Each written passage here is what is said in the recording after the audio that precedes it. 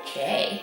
Welcome. Welcome. What are we doing here? Welcome to the Brann residence, ladies and gentlemen. This is Rob and Rose recap of episodes 1 and 2 of Newlyweds season 3, which we all know that you guys are absolutely in love with. So yeah, we've gotten a lot of really good feedback, a lot of love. You guys really enjoying the couples this season, which I do too. We're watching it like viewers, and we haven't met anyone else, so it's exciting for us to kind of see each episode and see what each couple goes through. And you know, we of course were live tweeting both episodes, and we wanted to kind of respond to some of those tweets because you can't get all of them, and you guys brought up some really good points and a lot of really good questions. So let's chat. So let's chat and let's see what some people have to say about the show. By the way, I love all of the couples. You know what? There's ups and downs in every marriage. I don't know. I picked out some of my favorite tweets. I think he's got some of his favorite tweets. Yeah, I've got some favorites. Anyways, episode 1. Episode 1 is what I meant. You see us preparing for the wedding, and I got a lot of feedback from all of you about that, saying like, duh, you're getting married in Florida in the middle of summer.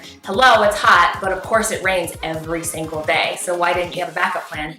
I'm just stubborn as hell, y'all. That's it. I really wanted to get married outside. I wanted that picture to look the exact way that I envisioned it in my brain. And our venue was so beautiful. It's called Casa Feliz, which means happy house. Casa Feliz. It's really Casa Feliz. Whatever, I like Spanish. to say it in the Spanish way. It's Casa Feliz. Casa Feliz. Casa Feliz. It's Casa Feliz. Feliz, We went to Casa Feliz in Orlando. We got married at Casa Feliz. And then another thing that you have to touch upon is like, oh my God, why didn't Ro have any of her family? Why were there no black people at the wedding? Pause. I cannot believe how many people are so upset that I didn't have my family at the wedding. I mean, I was obviously upset because it's my wedding, but I didn't know y'all cared so much. But I got a lot of questions and a lot of comments about A, why were none of my family members at the wedding, and B, why weren't there any black people at the wedding? And at first I was a little offended because that's just kind of a rude comment to make. I gotta say, guys, it's a little bit rude. Well, why is everything so racially drawn all the time? Anyways, that's a whole nother video. We won't even get into that.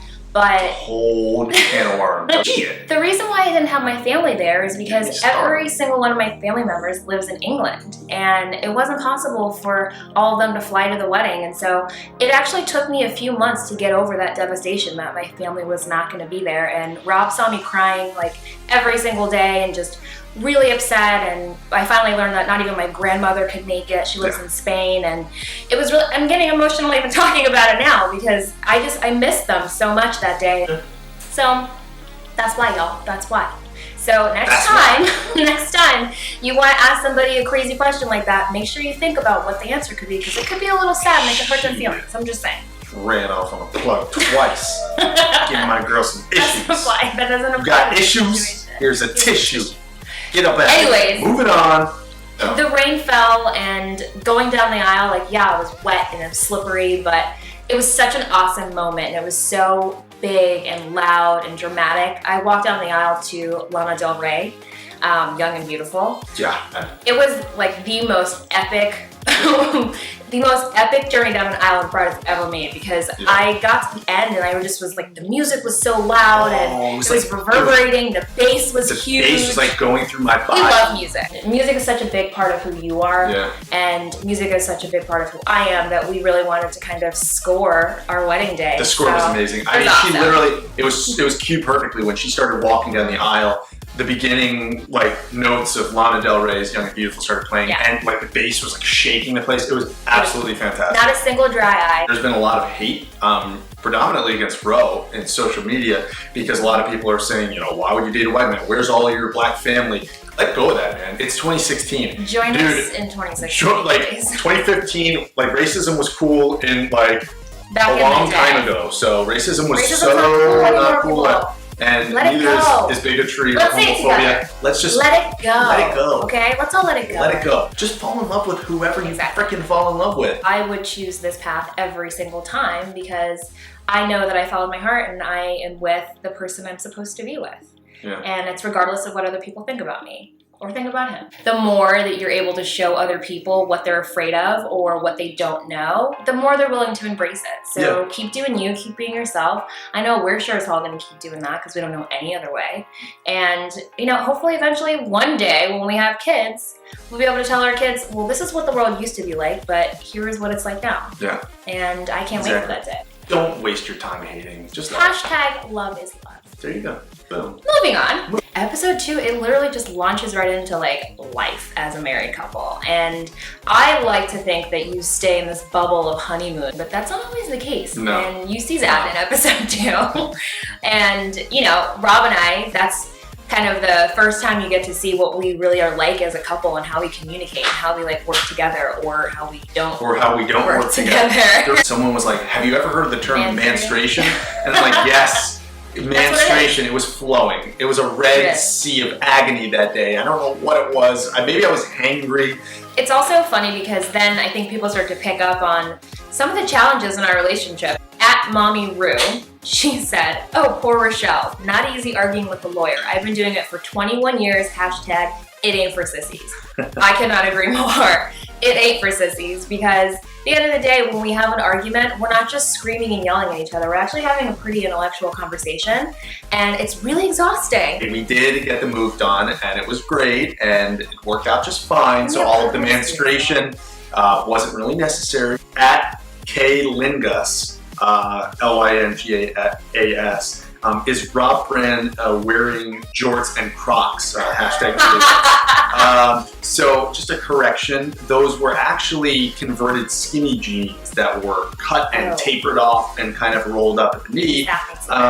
And those weren't Crocs. Actually, during that one trip to IKEA, they have things that are similar to Crocs, and so I got a pair of those. So they're not officially Crocs, so they're not as much of a fashion faux pas. Can we just say that your entire sentence just now did not help your situation? He apologizes, America. Is everything all well for you in Washington, He's very sorry. I am an idiot and that my fashion sense sucks. Just know that this moment, you win. He learned jorts and Crocs is not an okay thing to do. But Bravo TV was asking last night, what does your ideal honeymoon look like? I want the real honeymoon. I do. Every woman wants to go on a real honeymoon. In fact, anyone getting married should want to go on a honeymoon. It's like the one opportunity that you have to like plan like an extravagant vacation for yourselves. And looking back, that's the one thing I would do differently. From season 2, couple, Nadine, she is so funny and I love her. She's so sweet. I loved her in season 2. And I loved her and Eric in season 2. Yeah. And so she was live tweeting with us last night. She said, at Roe Williams Brann, this might be a silly question, but did you try to drop your English accent or did it just happen naturally? I moved to Florida like at a very young age. I was like 4 or 5 years old. And I was an outcast and none of the kids wanted to play with me. And I was this weird like little British kid who sounded funny and who like did funny things that weren't really Americanized. And so I watched a lot of Clueless, a lot of TV, a lot of like typical American movies. Hence the repetition of the word like. It's she's like a valley girl and she's never lived in California. It's so annoying. I wish I could get rid of it. I say it maybe once every sentence. Like maybe a couple more times than that. I don't know. That's the reason I did. I tried on purpose to lose my accent because I wanted to fit in. Now, looking back as an adult, I realize how much sexier it would be if I had a British accent right now. You had a British accent? Damn! There's no way I would have been with her. She would have been with some, like, James Bond, like, superhero. Because now you're just a plain Jane American, right? You're just a plain Jane American. But if you're like a European person, you're like, oh my god, she's European. Instantly more attractive. Oh my goodness. All right. Yeah, just like that? I would have been just like and I would have been calling you police. Hello, can you bring back your English accent? Do you want me to bring it back in the bedroom? Would that be sexy? Oh, in the bedroom, that's where it's dirty. I love your English accent in the bedroom. You can bring some scones into the bedroom. Some scones and some tea. Scones. A spot of tea in the bedroom. Oh, maybe I could with bust my out British accent. my Jon Snow accent. My family are probably cringing right now. What do you have from episode 2 that you want to chat about? Katie Maloney, right, from Vanderpump Rules, and Tom Schwartz, they were live tweeting. Congrats to them both, right? Yes. They just got engaged, which is super cool, and they seem like they're super fun. They're my favorite couple on Pump Rules, I gotta say. Like, they're the most like us. We relate to them so much. They were totally engaging, and they were live tweeting this at the same time. And Katie Maloney, with reference to the myriad kind of thing, she's like, "We need man pots for your myriad." Man pots, which is amazing. I was like, so that was thanks, the best. Katie. Favorite quote of the episode was Brandon.